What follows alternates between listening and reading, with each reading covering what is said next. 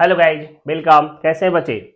बात करें यार कि ब्रांच अकाउंटिंग बता रहे थे। लास्ट क्लास में हमने आपको इंट्रोडक्शन बताया था कि ब्रांच अकाउंटिंग क्या होता है, टाइप्स ऑफ ब्रांचेज कितने होते हैं, साथ साथ इंपॉर्टेंस बताए थे। आज के क्लास में ना बच्चे आपका मेथड बताऊंगा कि अकाउंटिंग करने के लिए कितने तरीके से हम ब्रांच अकाउंटिंग कर सकते हैं। इंपॉर्टेंट क्लास है, खास भी। ठीक है, चलते हैं आज के टॉपिक की तरफ, ध्यान दीजिएगा। हाँ बच्चे, लास्ट क्लास में हम आपको बताए थे कि ब्रांच अकाउंटिंग हम लोग इसलिए करते हैं ताकि इंडिविजुअल और सेपरेट ब्रांच का हम प्रॉफिट और लॉस को जान सके कि भाई इंडिविजुअल ब्रांच में क्या प्रॉफिट हुआ है, क्या लॉस हुआ है, क्या ट्रांजैक्शन हो रहे हैं। इसे जानने के लिए हेड ऑफिस ब्रांच अकाउंटिंग करते हैं। ठीक है, अब यहाँ पे अकाउंटिंग करने का टोटल 4 मेथड दिया हुआ है आपका। डिपेंडेंट ब्रांच में अकाउंटिंग करने का 4 मेथड दिया हुआ है, जिसमें सबसे पहला है आपका सिंपल सिस्टम और डेटर सिस्टम। पहला सिस्टम कौन सा? सिंपल सिस्टम और डेटर सिस्टम से हम अकाउंटिंग कर सकते हैं। फाइनल अकाउंट मेथड है आपका दूसरा। तीसरा स्टॉक एंड डेटर मेथड है। और चौथा होलसेल ब्रांच मेथड है। ठीक है, देख रहे हैं, यह 4 मेथड से हम बुक्स ऑफ अकाउंट मेंटेन कर सकते हैं, ब्रांच का प्रॉफिट और लॉस जान सकते हैं, हेड ऑफिस ब्रांच का प्रॉफिट और लॉस जान सकते हैं। एक एक मेथड करके हम लोग सीखेंगे। आज की क्लास में मैं बात करूंगा सिंपल सिस्टम और डेटर सिस्टम के बारे में। आज का क्लास हमारा होगा सिंपल सिस्टम और डेटर सिस्टम के बारे में बात करेंगे। क्या होता है समझिएगा। देखिए, सिंपल सिस्टम और डेटर सिस्टम में हेड ऑफिस मेंटेन करता है, एक सेपरेट ब्रांच अकाउंट बनाता है। ठीक है, हर ब्रांच के लिए समझिएगा। यहां पे under this system head office maintain a separate branch account for each branches. जैसे सपोज दैट यार, अगर बात करते हैं कि कोई बिजनेस है जिसका हेड ऑफिस पटना में है। हेड ऑफिस कहाँ है? पटना में है। ठीक है, अब इस हेड ऑफिस का, इस बिजनेस का 3 ब्रांच था। एक ब्रांच गया में है, एक ब्रांच अगर मधुबनी में है, ठीक है, और एक ब्रांच आपका सपोज दैट औरंगाबाद में है। ठीक है, 3 जगह पे है। तो यह सेपरेट ब्रांचेज के लिए, इसके लिए अलग ब्रांच अकाउंट बनाता है, इसके लिए अलग ब्रांच अकाउंट बनाएगा, और इसके लिए अलग ब्रांच अकाउंट बनाएगा। मतलब यहां पे सिंपल सिस्टम डेटर सिस्टम में हर एक ब्रांच के लिए separate branch account head office prepare करता है। यहाँ पे इसका नेचर नॉमिनल अकाउंट का होता है। The purpose of opening branch account is for find out profit और loss made by each branch. यहाँ पे इसका मोटो क्या होता है कि भैया हेड ऑफिस जो ब्रांच अकाउंट सेपरेटली बना रहा है अलग अलग ब्रांच का, उसका क्या प्रॉफिट है, क्या लॉस है, उसे जानने के लिए वह ब्रांच अकाउंट मेंटेन करता है। और ब्रांच अकाउंट का नेचर कौन सा होता है? नॉमिनल अकाउंट का नेचर होता है। ब्रांच अकाउंट का नेचर नॉमिनल अकाउंट का नेचर होता है। कोई दिक्कत नहीं, समझ में आ रहा है? चलिए ध्यान दीजिए बच्चे आगे।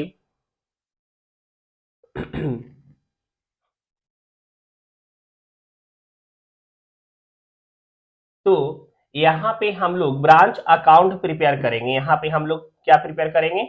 ब्रांच अकाउंट प्रिपेयर करेंगे। ठीक है, देखिएगा,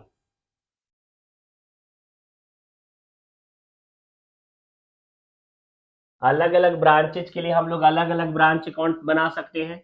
जयपुर ब्रांच, पटना ब्रांच, अलग अलग जगह का अलग अलग ब्रांच अकाउंट प्रिपेयर होगा। इसका नेचर नॉमिनल अकाउंट का होता है, इसको हम लोग बोलेंगे ब्रांच अकाउंट। ठीक है, सिंपल सिस्टम डेटर सिस्टम में नॉमिनल अकाउंट एक ब्रांच अकाउंट बनाता है। इसमें वह ब्रांच के, पार्टिकुलर ब्रांच के ट्रांजैक्शंस को मेंटेन करता है। ठीक है, और इसके थ्रू इंडिविजुअल ब्रांच का प्रॉफिट और लॉस जानता है। यह साइड क्रेडिट साइड, यह साइड डेबिट साइड हो जाएगा। और हम लोग लिखते हैं क्या? पार्टिकुलर। पार्टिकुलर यही लिखते हैं ना, पापा, PARTICULAR, पार्टिकुलर अमाउंट, पार्टिकुलर और अमाउंट। ठीक है बच्चे, यह बनाता है। हेड ऑफिस हर एक ब्रांच के लिए सेपरेट ब्रांच अकाउंट प्रिपेयर करेगा। जैसे गया ब्रांच इसको लिख सकता है, भागलपुर ब्रांच लिख सकता है, कोलकाता ब्रांच लिख सकता है। मतलब जहां पे उसका ब्रांच रहेगा उसके लिए सेपरेट ब्रांच अकाउंट प्रिपेयर करेगा। यह नॉमिनल अकाउंट के नेचर का होता है।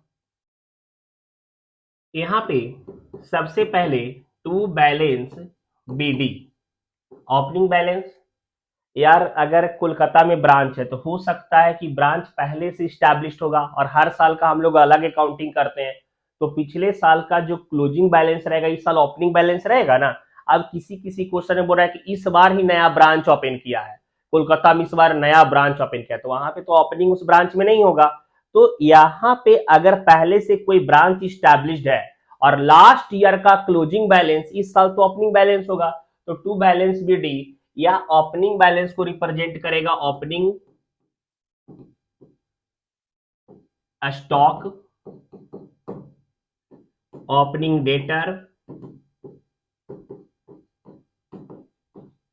ओपनिंग पेटी कैश। पेटी कैश क्या होता है? देखिए, पेटी कैश बैलेंस यहाँ पे बचे।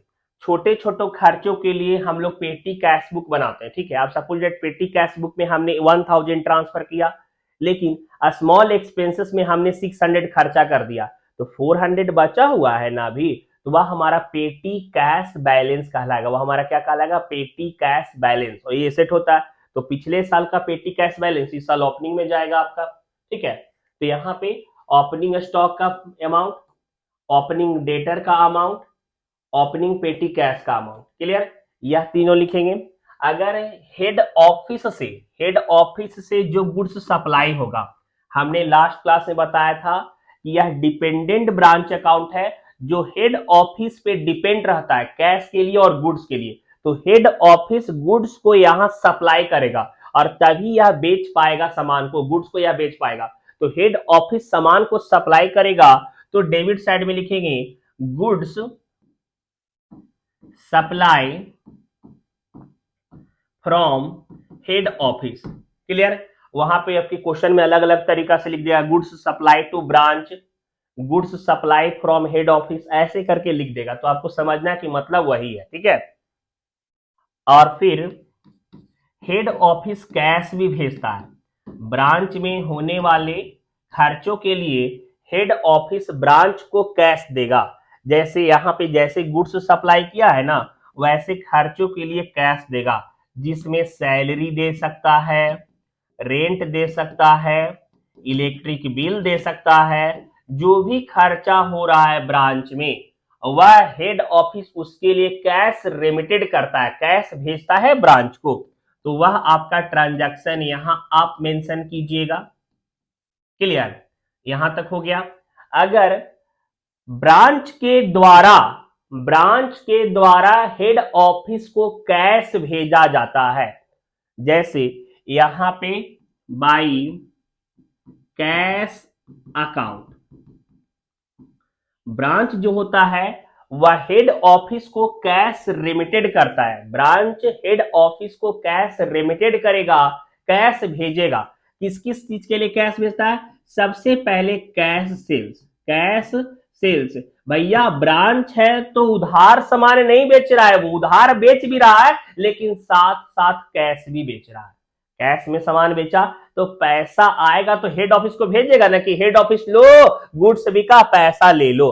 अब अगर किसी को उधार बेचा होगा सामान, तो डेटर भी पैसा देगा जिसके पास उधार पैसा बाकी है। तो cash received from debtor, cash received from debtor. अगर कोई भी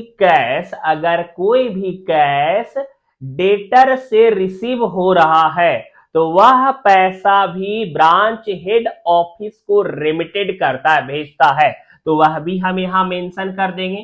ठीक है, अगर ब्रांच किसी प्रकार से गुड्स, हेड ऑफिस जो सामान सप्लाई किया था ब्रांच को, अगर वह सामान में से कुछ डिफेक्टिव हो रहा है, किसी प्रकार से कुछ खराबी रहेगा, तो ब्रांच वापस करेगा वह सामान हेड ऑफिस को।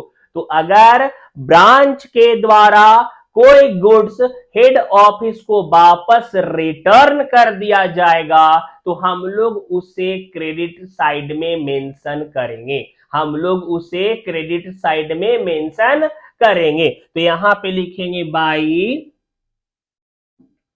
गुड्स रिटर्न बाई ब्रांच, या फिर ऐसे भी लिख सकता है टू हेड ऑफिस। ठीक है, अब इस साल का अगर कुछ क्लोजिंग बैलेंस बच गया, जैसे यार क्या बोले, पिछले साल का क्लोजिंग स्टॉक इस साल ओपनिंग स्टॉक लिखे थे, अब इस साल जैसे अगर हम लोग 2023 से 24 में काम कर रहे हैं तो इस साल के अंत में 31 मार्च को अगर इस साल का भी कुछ क्लोजिंग स्टॉक बच गया, क्लोजिंग डेटर बच गया, क्लोजिंग पेटी कैश का बैलेंस है, तो हम लोग उसको भी मेंशन करेंगे ना। तो हम लोग यहां उसे भी लिखेंगे बाई बैलेंस सीडी, इस साल का क्लोजिंग बैलेंस, क्या क्या का सर जी, क्लोजिंग स्टॉक। ठीक है, बाई क्लोजिंग डेटर, क्लोजिंग पेटी कैश बैलेंस।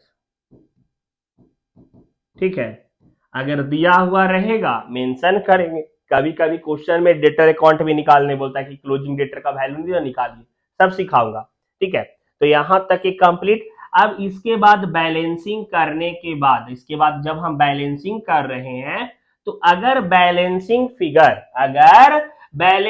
फिगर हमारा डेबिट साइड में आ रहा है तो ब्रांच प्रॉफिट, अगर बैलेंसिंग फिगर डेबिट में आएगा तो क्या लिखेंगे, ब्रांच प्रॉफिट, और अगर क्रेडिट साइड में आ गया तो लिखेंगे बाई ब्रांच लॉस। क्या लिखेंगे, बाई ब्रांच लॉस। ठीक है, यह ब्रांच अकाउंट का फॉर्मेट, एक तरह से एक ब्रांच अकाउंट का क्या है, फॉर्मेट है।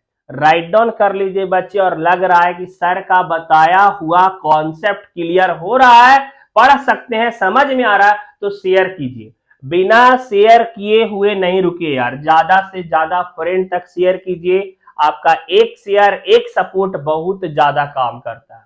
और अगर किसी को डाउट है, किसी भी राइटर के बुक से बना रहे, टेलीग्राम पे मैसेज कर दीजिए, mind your own success channel join कर लीजिए, क्वेश्चन हमें वहां भेजिए, सर इस क्वेश्चन में डाउट है, नहीं बन रहा है, बताऊंगा। ठीक है, किसी भी क्लास का है, किसी भी सेशन का है, किसी भी बुक से बना रहे, आपका डाउट दूर होगा। ठीक है, चलिए आज एक क्वेश्चन सॉल्व करके देखते हैं, समझाते हैं, ध्यान दीजिएगा।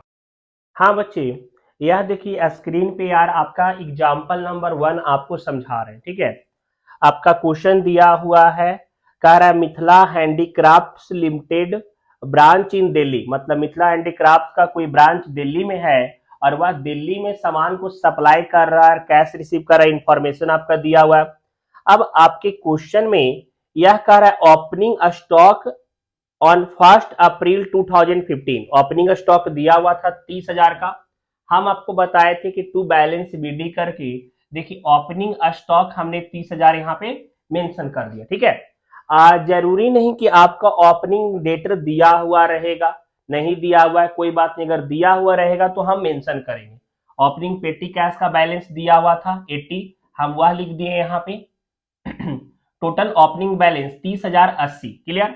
अब यहां पे देखिए लिखा हुआ है गुड्स सप्लाई टू ब्रांच 2,40,000, 2,40,000 का, यह भी बोल सकता था goods supply from head office. ठीक है, तो यहां पे सप्लाई किया है, वह भी डेबिट साइड में मेंशन कर दिया है, नॉमिनल अकाउंट है, ब्रांच अकाउंट का कौन सा अकाउंट है, नॉमिनल अकाउंट है।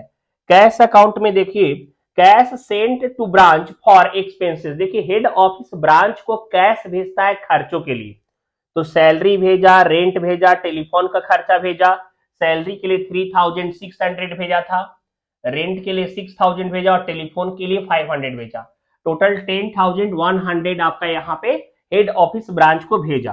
ठीक है, अब cash received from branch during the year, अब हेड ऑफिस ब्रांच से कैश रिसीव किया 3 लाख रुपीज का, तो यहाँ पे बाई कैश अकाउंट में 3 लाख लिख दिए। अलग अलग करके भी दे सकता है कि cash sales, cash receive from debtor, तो हम वैसे करके मेंशन कर देंगे। अब यहां पे आपका क्लोजिंग बैलेंस दिया हुआ है, क्लोजिंग स्टॉक 35,130 दिया हुआ है, और क्लोजिंग पेटी कैश का बैलेंस 50 दिया हुआ है। बैलेंसिंग जब हम कर रहे हैं तो बैलेंसिंग हमारा डेबिट साइड में आ रहा है 55,000 का, तो यह हमारा ब्रांच प्रॉफिट, यह हमारा क्या हो जाएगा, ब्रांच प्रॉफिट। क्लियर? थोड़ा यार इसको जूम करता हूं, देखिए बच्चे समझिएगा। देखिए यहां पे ब्रांच अकाउंट बनाया, इंफॉर्मेशन गिवन था, ओपनिंग स्टॉक, ओपनिंग पेटी कैश, गुड्स सप्लाई, खर्चा एक्सपेंसेस जो था वह मेंशन कर दिया, जो दिया हुआ था इंफॉर्मेशन में। कैश दिया हुआ था कि हेड ऑफिस को कैश इतना भेजा है, स्टॉक क्लोजिंग स्टॉक और क्लोजिंग पेटी कैश दिया हुआ है। जब दोनों साइड में जो ज्यादा था, क्रेडिट साइड ज्यादा था, हम दोनों साइड लिख दिए और बैलेंसिंग किए, तो बैलेंसिंग फिगर डेबिट साइड में आया 55,000 का, और यह हमारा ब्रांच प्रॉफिट, यह हमारा क्या हो जाएगा, ब्रांच प्रॉफिट हो जाएगा। क्लियर?